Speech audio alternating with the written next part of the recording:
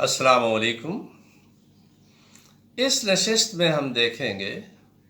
کراچی کا میئر اور بلاول کا سیاسی مستقبل۔ کراچی میں انتخابات ہوئے اور اس میں 3 سیاسی جماعتیں ابھر کر سامنے آئیں، جس میں جماعت اسلامی، پیپلز پارٹی اور پاکستان تحریک انصاف نمایاں جماعتیں تھیں۔ تو اس میں جو یہ اعتراضات پہلے سے ہوتے رہے کہ حلقہ بندیوں کے معاملے میں حکومت نے کچھ گڑبڑ کی ہے، اور یہ بات اپنی جگہ پہ درست ہے کہ پیپلز پارٹی کے حلقے جو تھے وہ مختصر تھے۔ انتخابات ہوئے، انتخابات میں حکومت پر دھاندلی کے بہت سے الزامات لگے، جو جماعت اسلامی نے بھی لگائے اور پی ٹی آئی نے بھی لگائے، اور اس طریقے سے اس میں کافی جھگڑا اور انتشار موجود رہا۔ بہرحال یہ انتخاب کا پورا سلسلہ چلتا رہا اور اس بات کا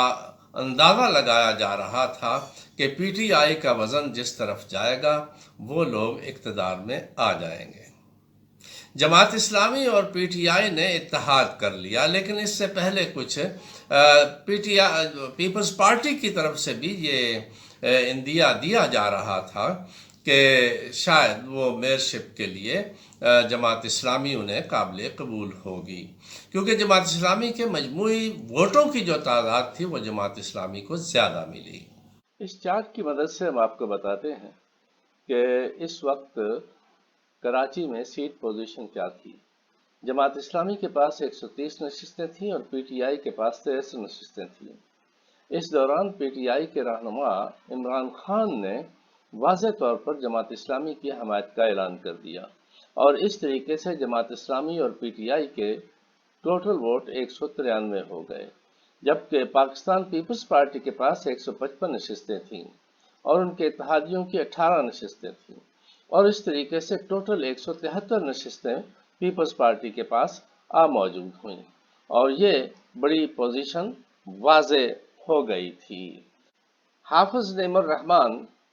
جو کراچی کے میئر کے امیدوار تھے جماعت اسلامی کی اور پی ٹی آئی کی طرف سے، انہوں نے اس بات کا واضح اعلان کیا کہ ان کے پاس 193 نشستیں ہیں اور اس طریقے سے وہ 100% یہ انتخاب جیت جائیں گے۔ سوشل میڈیا اور میڈیا بھی اسی بات کی تصدیق کر رہے تھے۔ بہرحال انتخاب سے کچھ پہلے جو بلاول صاحب کے دوست ہیں انہوں نے میئر کی طرف میئر کا عہدہ لینے کی کوشش شروع کر دی، لیکن انہوں نے جو بے احتیاطی کی وہ یہ کی کہ بلاول صاحب سے ایک جلسہ کروا دیا، بلاول صاحب سے یہ اعلان کروا دیا۔ بھٹو صاحب جو اس وقت مرکزی لیڈر ہیں، بین الاقوامی لیڈر ہیں، اور ہم ان سے توقع رکھتے تھے کہ وہ اس چھوٹے الیکشن میں اس طریقے سے اپنی جبکہ ایک چیز واضح تھی کہ جماعت اسلامی اور پی ٹی آئی 193 نشستیں رکھے ہوئے ہیں، اور پیپلز پارٹی اور ان کے الائڈ کے پاس 173 نشستیں ہیں، جبکہ 184 نشستیں چاہیے، اور اس طریقے سے جماعت اسلامی اور پی ٹی آئی کے پاس 9 نشستیں زیادہ ہیں۔ اس صورتحال میں کوئی جمہوری طریقہ ایسا نظر نہیں آتا تھا کہ جس میں پیپلز پارٹی اپنا میئر بنانے میں کامیاب ہو جائے، سوائے اس کے کسی انلیگل طریقے کے۔ تو پیپلز پارٹی کے دوستوں نے جو کہ شاید جن کو بلاول بھٹو صاحب کا دوست نہیں کہا جا سکتا، ان سے یہ اعلان کروا دیا کہ کراچی کا میئر ہر صورت میں جیالہ ہوگا۔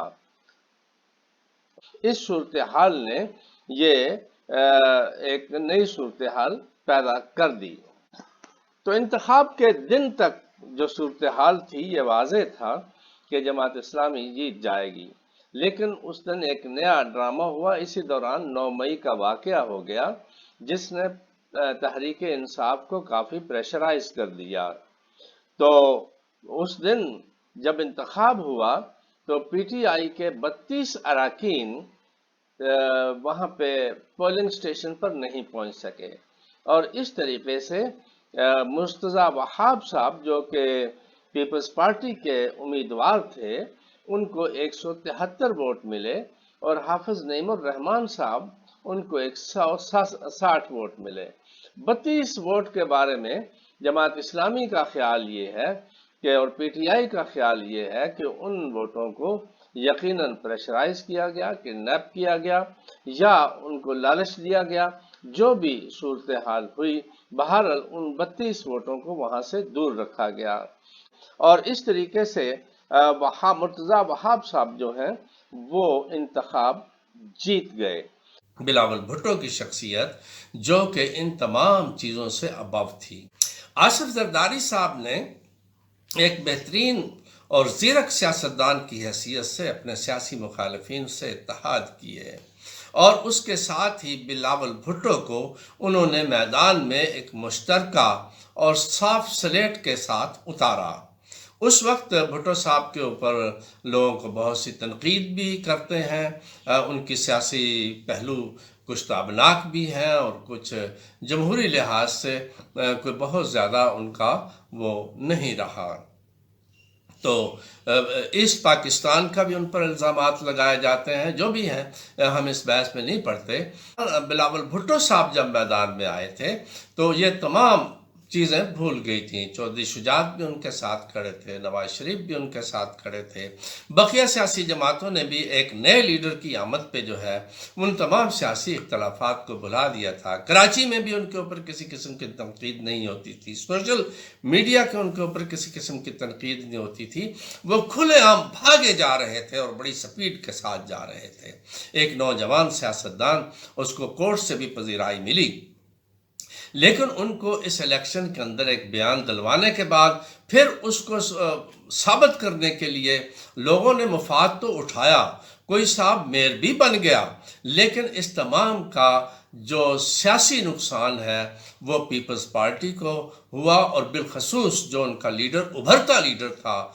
بلاول بھٹو، اور ابھرتا لیڈر ہے اس میں کوئی شک نہیں ہے، ان کو سیاسی طور پر بہت بڑا جھٹکا لگا، کیونکہ بھٹو صاحب کے وہ تمام چیزیں میدان میں آئیں، اس کے بعد جو غلطیاں تھیں وہ میدان میں آئیں، اور یہ بات سامنے آئی کراچی کے لوگوں کے لیے بھی، پاکستان کے عام لوگوں کے لیے بھی، کیونکہ یہ انتخاب پورے پاکستان کی نظریں اس کو دیکھ رہی تھیں، اس کو پاکستان کے تمام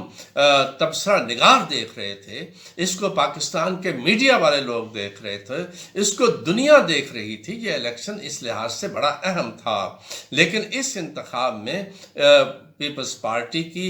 جو ان کے سیاسی اس کے اوپر جو زد پہنچی، یقیناً وہ اس بات کو نہیں مانیں گے، وہ لوگ جو ان کے دوست تھے انہوں نے یہ دوستی نہیں کی، کیونکہ ایک میئر سے فرق نہیں پڑتا تھا، اور شاید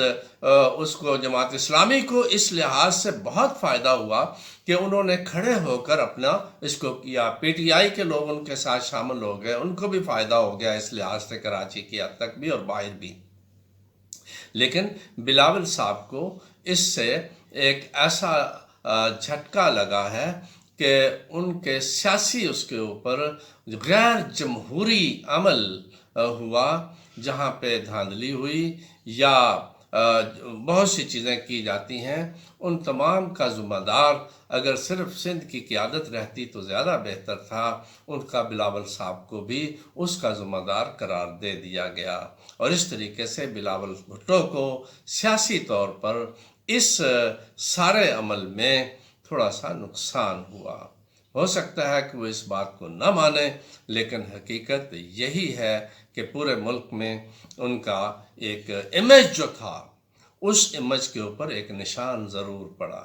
اس کے اثرات کیا ہوتے ہیں یہ تو آئندہ انتخاب میں پتہ چلے گا، اور یہ خود وہ محسوس بھی کریں گے کہ ان کے دوستوں نے ان کے ساتھ زیادتی کی۔ Thank you very much.